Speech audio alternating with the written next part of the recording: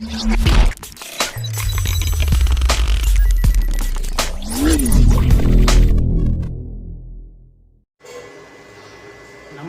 दोस्तों, कैसे हैं सभी? कि आई होप आप सभी अच्छे होंगे। जैसा कि हम पिछली कक्षा के अंदर वर्ण विचार के बारे में पढ़ रहे थे। पिछली कक्षा में हमने वर्ण विचार भाग नंबर 1 के बारे में पढ़ा था। आज हम वर्ण विचार का भाग नंबर 2 पढ़ने जा रहे हैं। पिछली कक्षा के अंदर हमने वर्ण किसे कहते हैं, वर्ण कितने प्रकार के होते हैं, इनके बारे में अध्ययन किया था।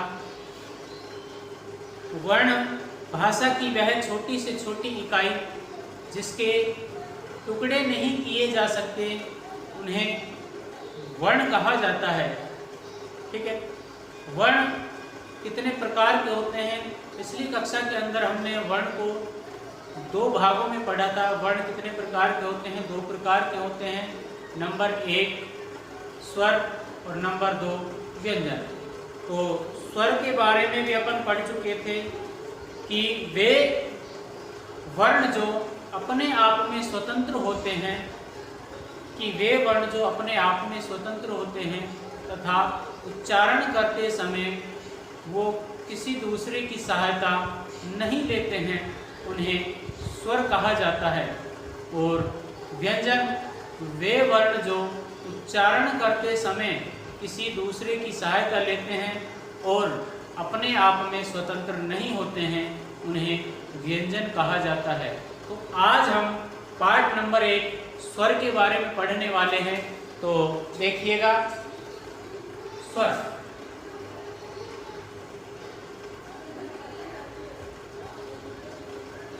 स्वर किसे कहते हैं?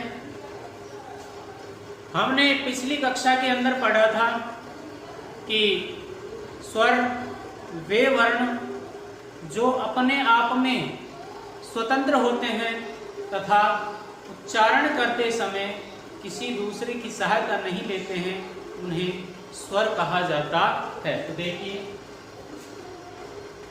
वे वर्ण जो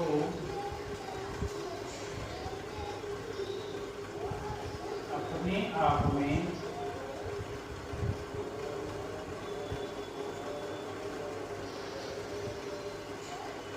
स्वतंत्र होते हैं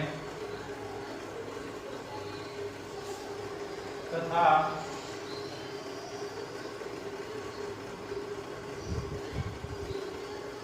उच्चारण करते समय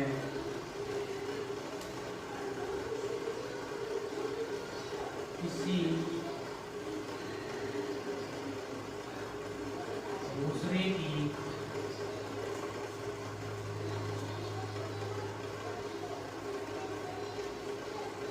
सहायता नहीं लेते हैं, उन्हें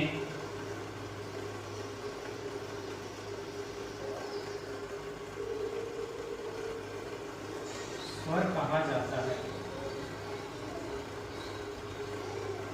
स्वर कहा जाता है, यानी कि वे वर्ण जो अपने आप में स्वतंत्र होते हैं तथा उच्चारण करते समय किसी दूसरे की सहायता नहीं लेते हैं, उन्हें स्वर कहा जाता है।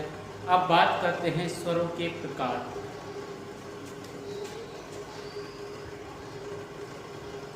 स्वर के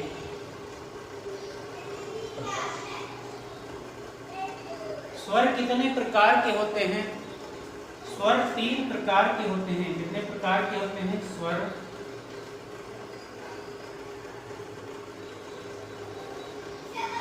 3 प्रकार के होते हैं। स्वर कितने प्रकार के होते हैं? स्वर 3 प्रकार के होते हैं। नंबर 1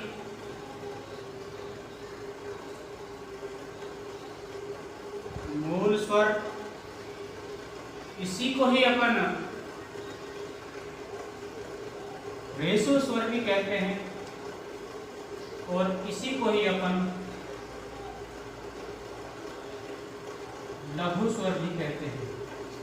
नंबर 1 मूल स्वर, रेसु स्वर या लघु स्वर, ठीक है। नंबर 2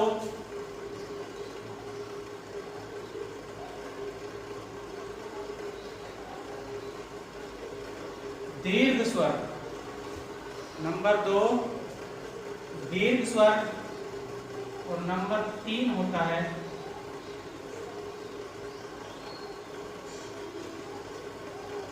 प्लुत स्वर।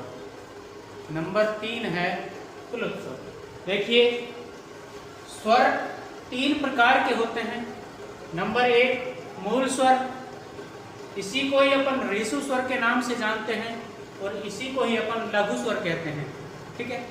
उसके बाद में नंबर 2 दीर्घ स्वर और नंबर 3 होता है प्लुत स्वर, ठीक है। तो अब इनके एक एक के बारे में अपन विस्तार से अध्ययन करेंगे कि मूल स्वर कौन से होते हैं, दीर्घ स्वर कौन से होते हैं और प्लुत स्वर कौन कौन से होते हैं। तो इनके बारे में अपन विस्तार से अध्ययन करेंगे। तो देखिए मूल स्वर कौन से होते हैं। मूल स्वर वो होते हैं जिनके अंदर एक मात्रा होती है। कितनी मात्रा होती है? एक मात्रा, ठीक है। इसमें आएगा नहीं तो अपन इसको एक बार इरेज कर देते हैं।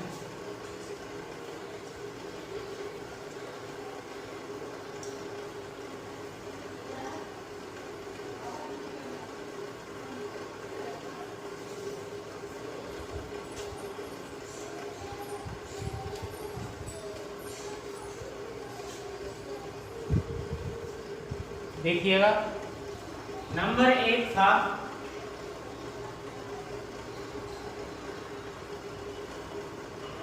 मूल स्वर, नंबर 2 दीर्घ स्वर,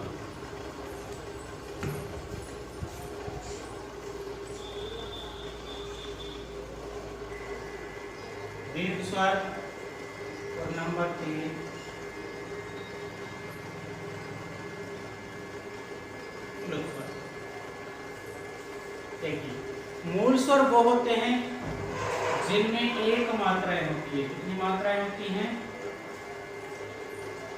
एक मात्राएं होती है। एक मात्रा किन किन के अंदर होती है? ए, ई, उ और री। मूल स्वर सिर्फ और सिर्फ 4 होते हैं। कितने होते हैं मूल स्वर? 4 होते हैं, ठीक है। मूल स्वर वो होते हैं, इसी को अपन लघु स्वर बोलते हैं। इनके अंदर एक मात्राएं होती हैं ए, ई, उ और री। नंबर 2 जिनके अंदर गणना करते समय 2 मात्राएं होती हैं। कितनी मात्राएं होती है? 2 मात्राएं होती है, ठीक है। 2 मात्राएं किन किन में होती है? आ, बड़ी ई और बड़ा उ।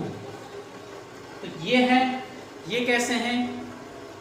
दीर्घ स्वर हैं और ए, आई,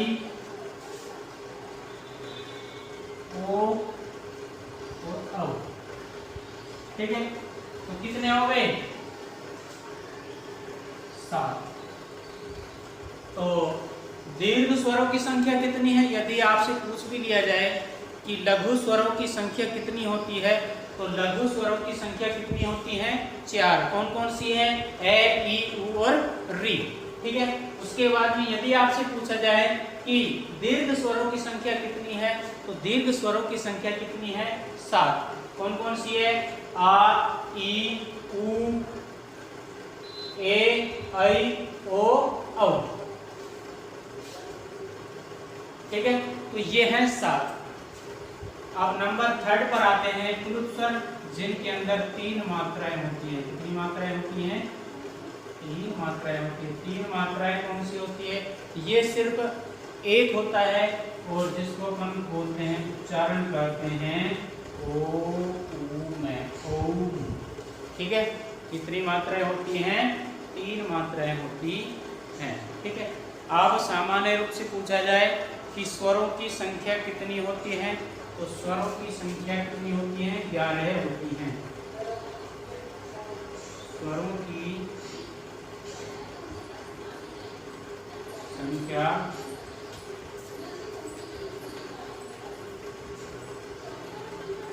11 होती है।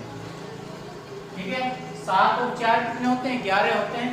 तो स्वरों की संख्या कितनी होती है? 11। ठीक है, यदि पूछा जाए तो मूल रूप से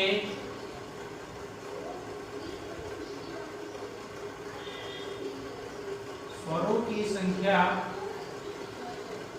मूल रूप से स्वरों की संख्या 13 होती है। कितनी होती है? मूल रूप से स्वरों की संख्या 13 होती है। ठीक है, अब स्वरों की संख्या कौन कौन सी है? 11 है। देखिए, स्वर ए, आ, ई,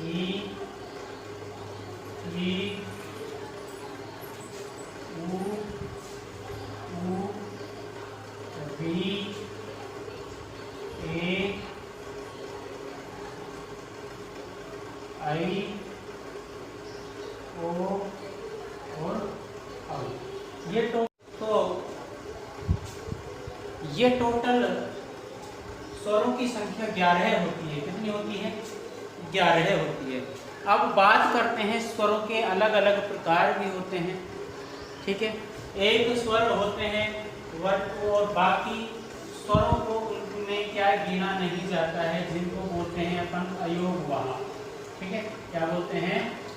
अयोगवाह। तो देखिए, अयोगवाह को अपन समझेंगे एक बार। अयोगवाह कौन कौन से होते हैं? देखिएगा, अब बात करते हैं अपन अयोगवाह। ये क्या है? स्वरों में गिना नहीं जाता, वैसे अपने आप में स्वर होते हैं ये। तो देखिए, अयोगवाह। देखिए, नाम से ही हमें पता लग रहा है अयोगवाह कौन कौन से होते हैं। और है। ठीक है, ये होते हैं अयोगवाह। अयोगवाह स्वरों की संख्या कितनी होती है? 2 होती है। ठीक है, तो देखिएगा, अयोगवाह हमें क्या नाम से ही पता लग रहा है, ए प्लस योग प्लस वाह। वहा को ए का अर्थ होता है नहीं, योग जुड़ना, और वहा यानी कि वहन करना। ठीक है, तो अयोगवाह यानी कि वे शब्द जो जुड़कर वहन नहीं होते हैं। किसमें? स्वरों के साथ। किनके साथ? स्वरों के साथ, अर्थात वे वर्ण जो जुड़कर के वहन नहीं होते हैं स्वरों के साथ, उन्हें अयोगवाह कहा जाता है। उन्हें क्या कहा जाता है? अयोगवाह कहा जाता है। ठीक है, तो अयोगवाह की डेफिनेशन बन जाएगी। देखिए,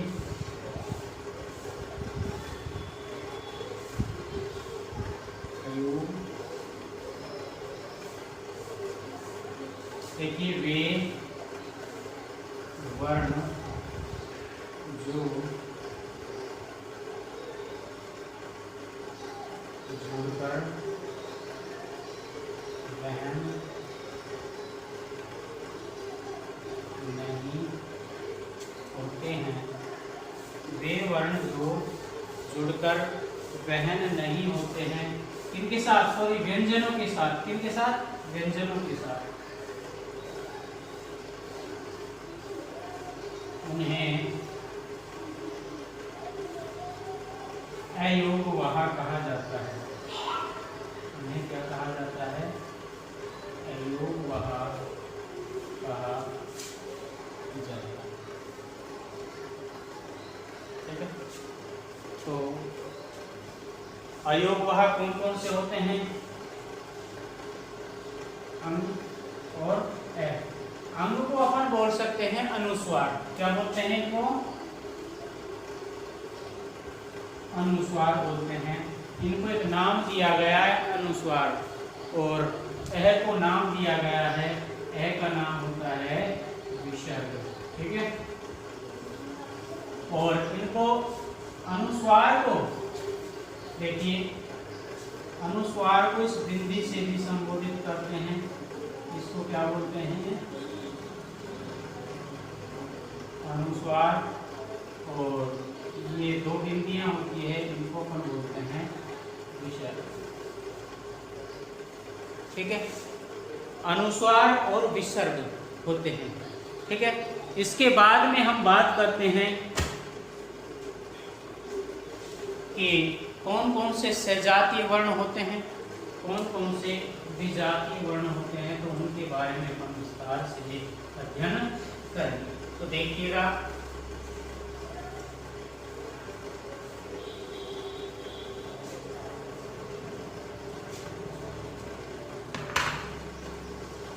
देखिए नंबर 1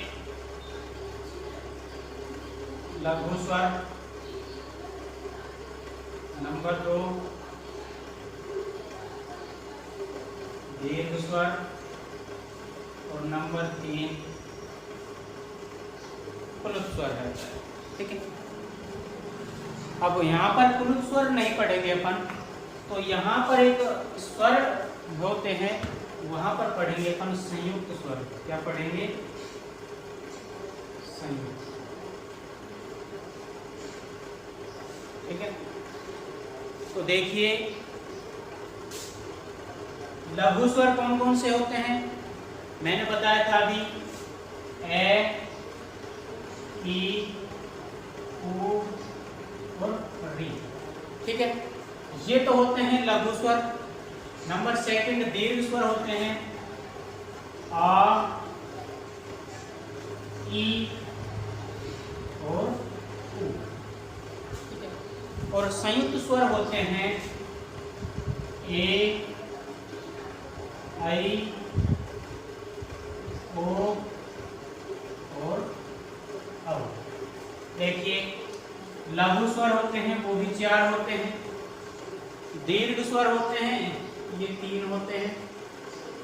और संयुक्त स्वर होते हैं, ये भी, इनकी संख्या भी कितनी होती है? 4 होती है। ठीक है, तो देखिएगा, एक इसको बोलेंगे जो दीर्घ स्वर होते हैं ना, इनको अपन सजातीय स्वर बोलते हैं। क्या नाम दिया गया है? सजातीय। सजातीय बोले तो समान जाति से मिलकर के बनते हैं। जैसे आ का निर्माण किन किन से हुआ है? ए प्लस ए मिलकर क्या बनता है? आ बनता है। तो ये क्या हो गया? समान जाति के वर्ण हैं। कैसे हैं ये? समान जाति के वर्ण हैं, इसीलिए इसको क्या कहा गया? सजातीय वर्ण कहा गया। ऐसे ही ई का निर्माण हुआ है। ई प्लस ई मिलकर क्या बनती है? ई बनती है। ठीक है, ऐसे ही उ बनता है, उ प्लस उ, या बड़ा उ छोटा उ, कैसे भी उल्टा सीधा कर लीजिए, बट होगा क्या? बड़ा उ ही आएगा। ठीक है, और इसको बोलते हैं विजातीय। विजातीय बोले तो विषम जाति, अर्थात अलग अलग जाति के योग से जो वर्ण मिलकर बनते हैं उन्हें विजातीय स्वर कहा जाता है। अर्थात ये क्या है? जैसे ए और ई मिलकर क्या बनता है? ए बनता है। ऐसे ए और ई, आई, ए, आई होता है ना, ये अलग अलग प्रकार से जुड़ करके बनते हैं। ठीक है, अब इनको अपन डेफिनेशन पढ़ेंगे इन स्वरों की।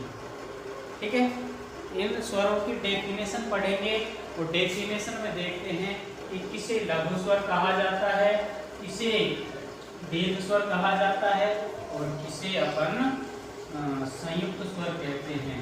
तो लघु स्वर किसे कहते हैं, तो देखिए जिन स्वरों का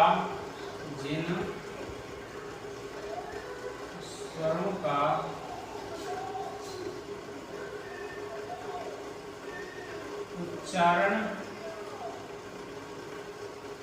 करने में बहुत कम समय लगता है, उन्हें लघु स्वर कहा जाता है। कि जिन स्वरों का उच्चारण करने में बहुत कम समय लगता है उन्हें लघु स्वर कहा जाता है। लघु स्वर कौन कौन से होते हैं, 4 होते हैं, ए, ई, ओ और ये 4 स्वर होते हैं, ए, ई, ओ और री। ठीक है, इसके बाद में अपन नंबर 2 बात करते हैं दीर्घ स्वर। दीर्घ स्वर किसे कहते हैं कि वे वर्ण जो जिन वर्णों का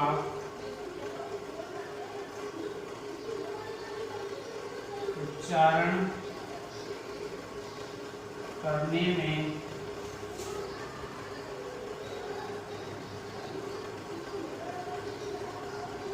लघु स्वरों से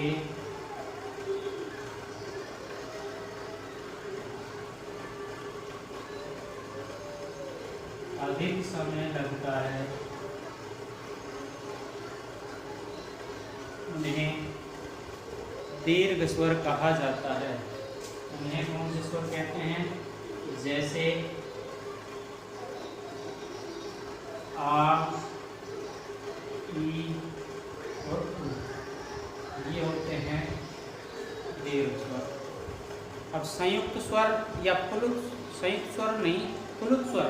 प्लुत स्वर किसे कहते हैं कि जिन वर्णों का उच्चारण में सबसे अधिक समय लगता है उन्हें क्या कहते हैं, प्लुत स्वर कहा जाता है। ठीक है, देखिए जिन प्लुत स्वर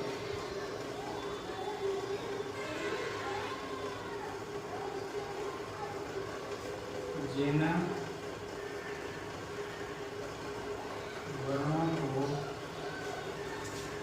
वर्णों की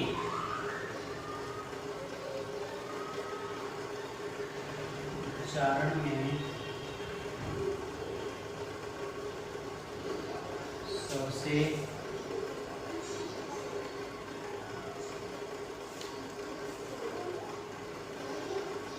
अधिक समय लगता है उन्हें प्लुत स्वर कहा जाता है। जैसे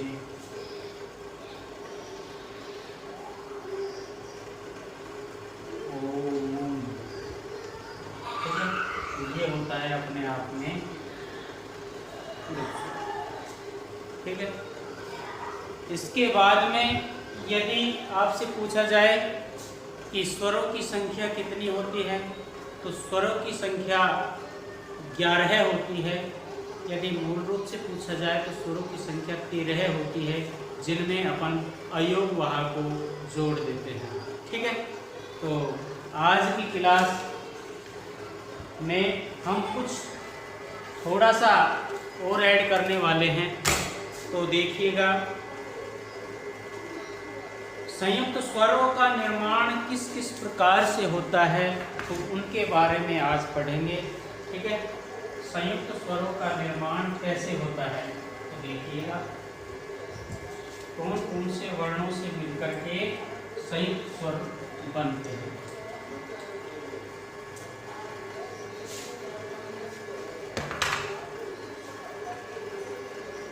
देखिए, संयुक्त स्वरों का निर्माण,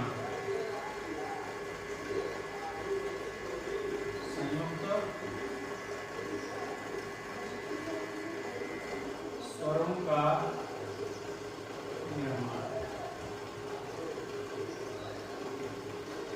संयुक्त स्वरों का निर्माण कैसे किया जाता है, कैसे होता है?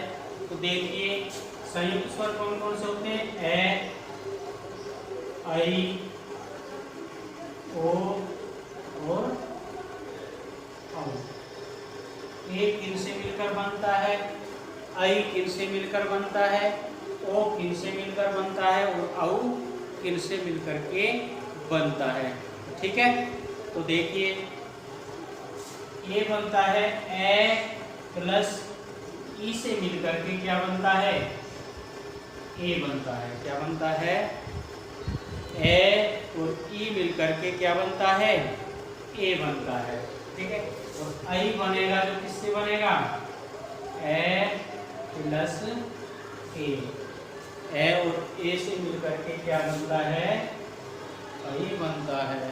ठीक है, इसके बाद में ओ किन से मिलकर के बनता है? ए प्लस ऊ। ए प्लस ऊ से मिलकर के ओ बनता है, और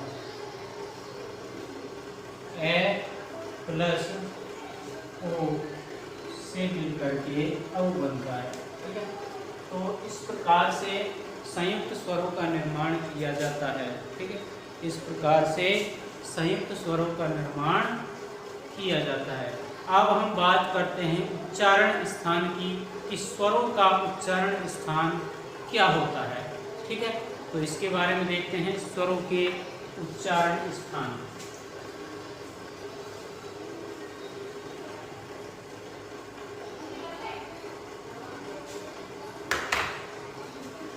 देखिए उच्चारण स्थान नंबर 1 कंठ है, यानी कि वे वर्ण जिनका उच्चारण कंठ के द्वारा होता है, तो उसका उच्चारण स्थान क्या हो जाता है? कंठ होता है। तो उच्चारण स्थान कंठ का क्या हो जाएगा? ए और आ। ये कंठ का उच्चारण स्थान है। क्या है? ए और आ का उच्चारण स्थान क्या है? कंठ है। कहते हैं ना, ये संस्कृत में सूत्र भी होते हैं, अकुहु विसर्जनीया नाम कंठा, है ना। तो ऐसे होता है कि वो कंप्लीट है, वो सूत्र है, वो आपको फॉर्मूला है, वो आपको अंत में लिखवा दूंगा। जब कंप्लीट वर्ण विचार पढ़ेंगे तो कंप्लीट वर्ण विचार का, ठीक है, तो उनके बारे में अपन अंत में लिखवा देंगे। तालव्य,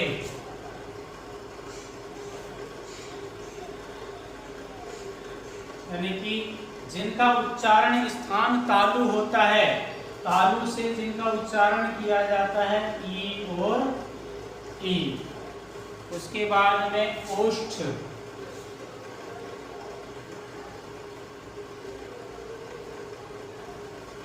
ओष्ठ, ओष्ठ का उच्चारण स्थान है ऊ और ऊ। ठीक है, इसके बाद में उच्चारण स्थान है मूर्धन्य, जिसको मूर्धा बोलते हैं। क्या बोलते हैं? मूर्धा। मूर्धन्य का है री। ठीक है, और इसके बाद में होता है कंठ तालव्य। क्या होता है? कंठ तालव्य। कंठ तालव्य में क्या होता है? कौन से वर्ण आते हैं कंठ तालव्य में? यानी कि जो कंठ और तालु से मिलकर के जिन वर्णों का उच्चारण होता है उसे ही कंठ तालव्य उच्चारण स्थान होता है। तो कंठ तालव्य का कौन सा है? ए और ऐ। इसके बाद में कंठ ओष्ठ्य, कंठ ओष्ठ्य, कंठ ओष्ठ्य का हो जाएगा ओ और औ। ठीक है, ये स्वरों का उच्चारण स्थान होते हैं।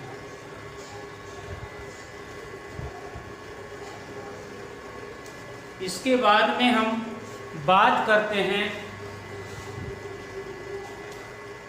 जीभ के आधार पर भी होते हैं।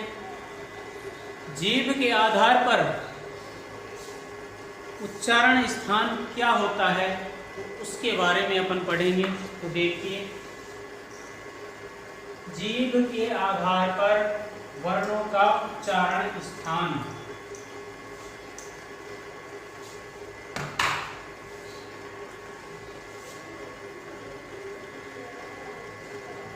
जीभ के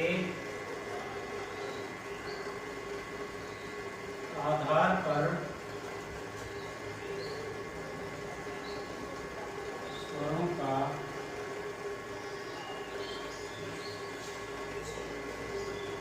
उच्चारण स्थान। तो जीभ के आधार पर स्वरों का उच्चारण स्थान क्या क्या होता है? देखिए, नंबर 1 होता है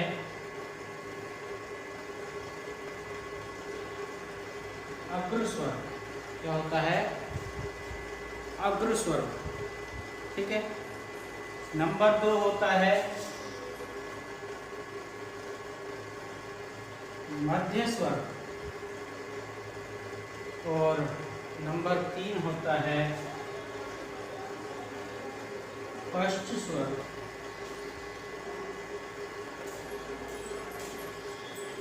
नंबर 1, तो इसमें क्या है, कौन कौन से वर्ण आते हैं?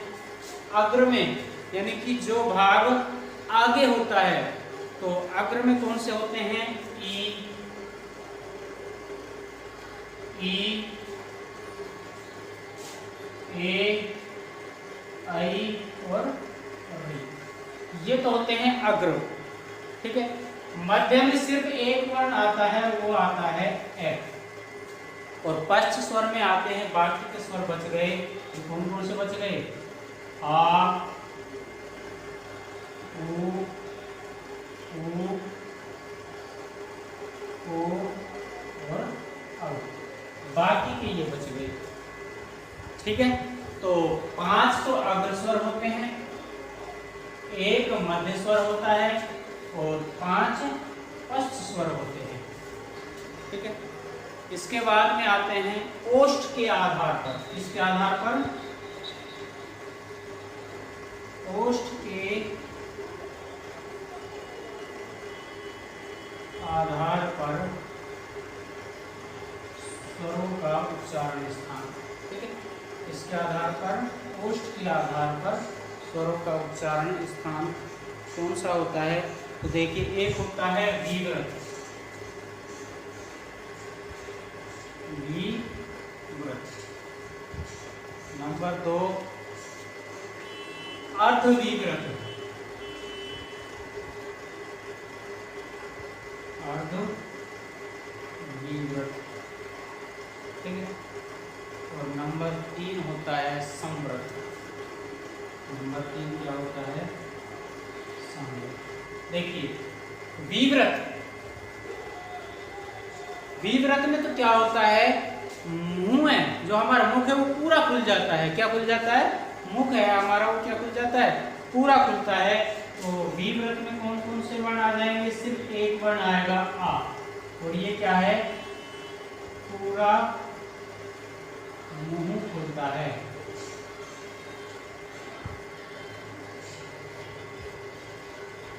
इसमें क्या होता है? पूरा मुंह खुलता है। अर्ध, अर्ध यानी आधा, और विव्रत जिसमें आधा मुंह खुलता है,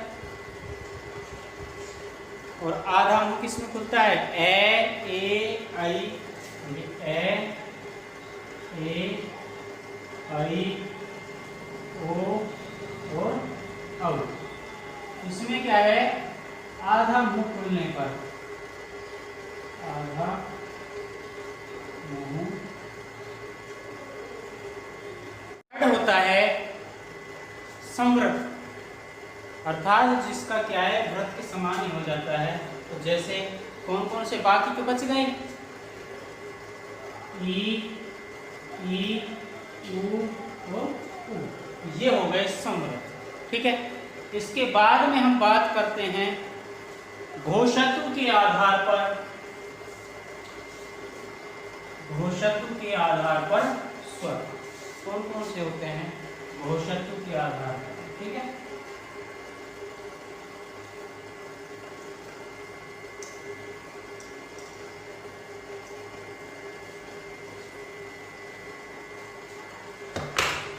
देखिएगा,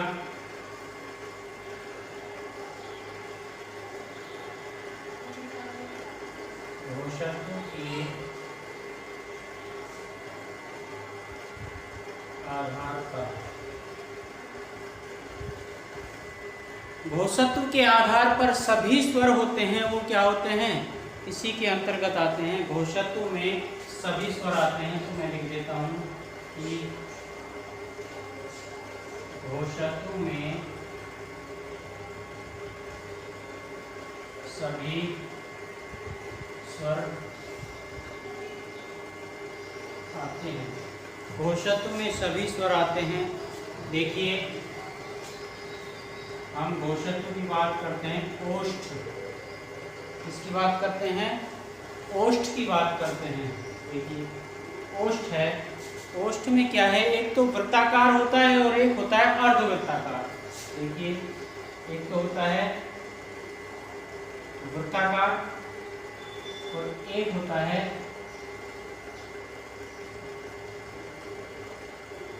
अर्धवृत्ताकार।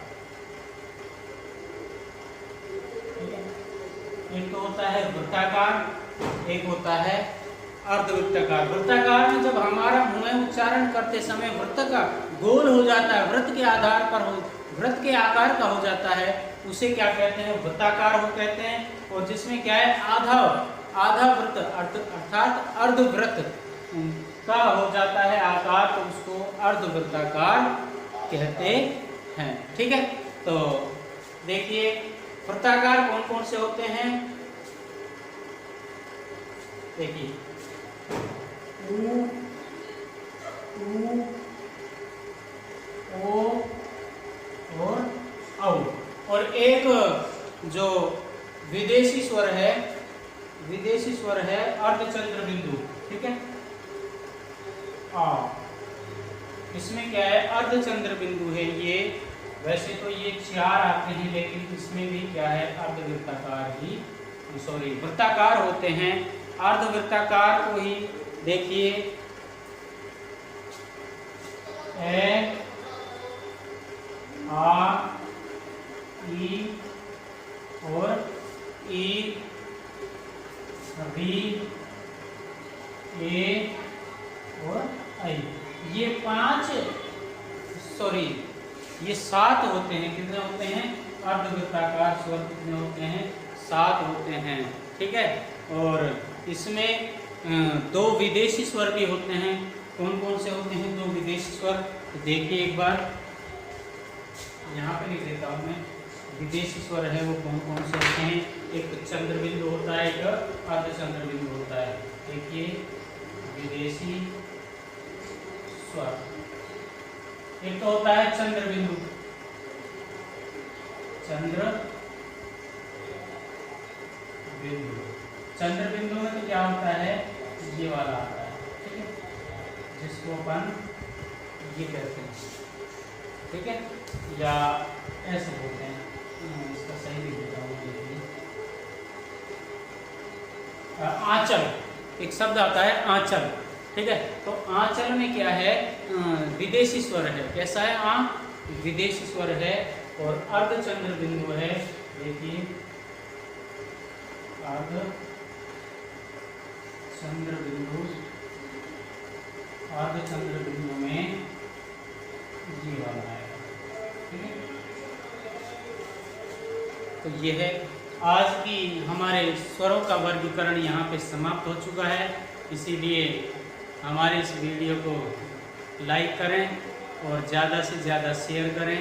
और यदि आप हमारे चैनल में नए हैं तो बेल आइकन दबाना नहीं भूलें।